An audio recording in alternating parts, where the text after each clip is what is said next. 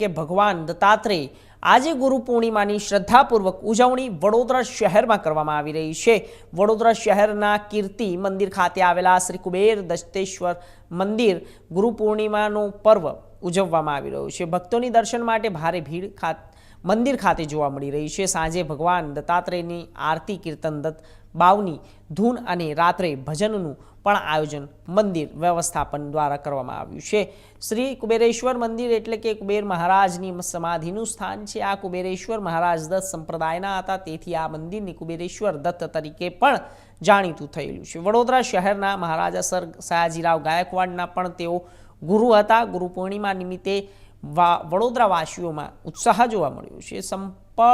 અને જ્યારે સમર્પણ હવે તરીકે ઉજવતા ગુરુ પૂર્ણિમા યથાર્થ વ્યાસ પૂર્ણિમા ઉત્સવ નિમિત્તે વડોદરા શહેરમાં વહેલી સવારથી જ વિવિધ કાર્યક્રમોનું આયોજન કરવામાં આવ્યું છે।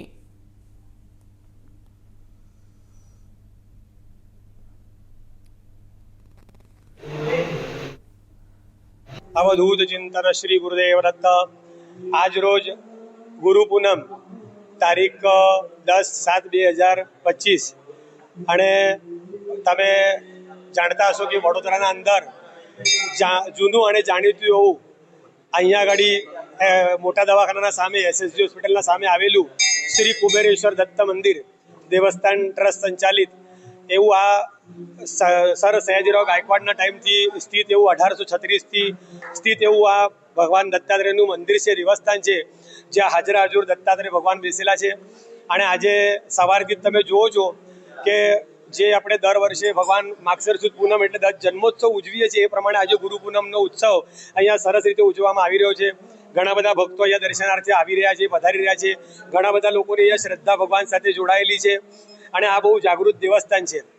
આજે સવારથી અહીંયા આગળ ભગવાનનું પાદ્ય પૂજન, બધા ભક્તોનો અભિષેક, પછી મહાપૂજા, એવા બધા પૂજાના ધાર્મિક કાર્યક્રમ કરવામાં આવેલા છે। બપોરે મહાલક્ષ્મી મહિલા મંડળનું ભજન છે 4 થી 6 વાગે ફરીથી ભગવાનનો સાંજનો અભિષેક પૂજાનો ફરીથી પ્રયોગ થશે। તે બાદ રાત્રે 8:30 વાગે શ્રી દત્તાત્રેય ભગવાનની મહાઆરતી જે થાય છે એ 8:30 થી 9 વાગ્યાની ભગવાનની આરતી થશે। તે બાદ રાત્રે 9:30 થી રાત્રે 11 સુધી પરાગ બરડેનું ભજન રાખવામાં આવેલું છે। અને વડોદરામાં ઘણા બધા ભક્તો આ મંદિરને જાણીતા છે, ઘણા બધા લોકોની અહીંયા શ્રદ્ધા છે। તો આજે આવા વિશેષ દિવસે મુખ્ય એટલે ગુરુ પૂનમનું ખાસ તમને વૈશિષ્ટ્ય મને કહેવાનું એવું કે જે ગુરુ તરીકે આજે જે લોકો જેને પૂજતા હોય છે એ લોકો આજે ખાસ એમને નમસ્કાર કરવા, એમના આશીર્વાદ લેવા જતા હોય છે।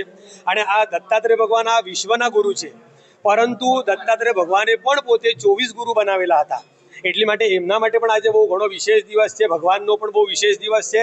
પશ્ચાત જે કે એમના શિષ્યો છે એમના માટે પણ આજે દત્તાત્રેય ભગવાનનો આશીર્વાદ લેવા આવવું એ બહુ વિશેષ દિવસ છે। તો બધા ભક્તોને મારી નમ્ર વિનંતી છે કે આવા અલૌકિક ભગવાનના ઉત્સવના અંદર, ગુરુ પૂનમના અંદર દર્શનનો લાભ લેવા માટે ખાસ અચૂક પધારવું, આ મારી વિનંતી છે।